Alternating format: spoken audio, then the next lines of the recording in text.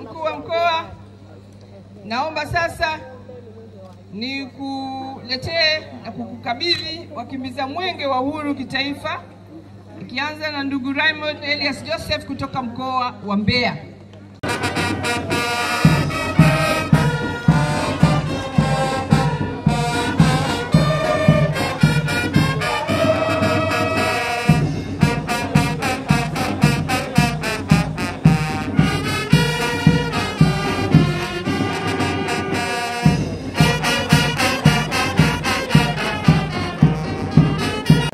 Ya kusalimiana na wananchi wa eneo hili.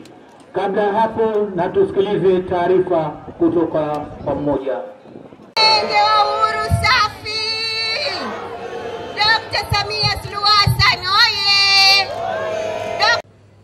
Mimi Batilda Salha Buriani, mkuu wa mkoa wa Tanga, nakabidhi Mheshimiwa mkuu wa mkoa wa Kusini Unguja, Mheshimiwa Ayubu Mohamed Mahmud, mwenge wetu wa uhuru, ukiwa unawaka, unameremeta na unapendeza sana.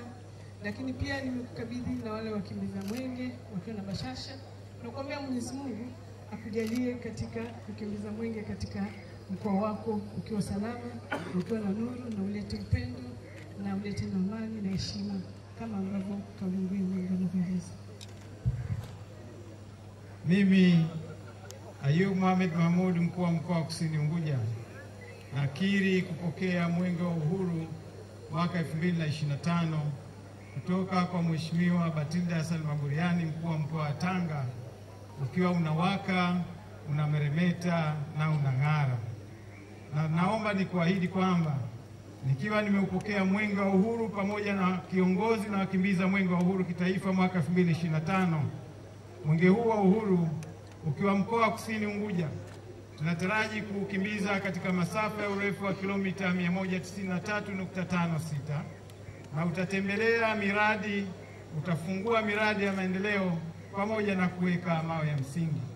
Jumla ya miradi 8 inatarajia kutembelewa, kufunguliwa na kuwekewa mawe ya msingi yenye thamani ya fedha za Kitanzania shilingi bilioni 249 milioni 889 laki 470,475.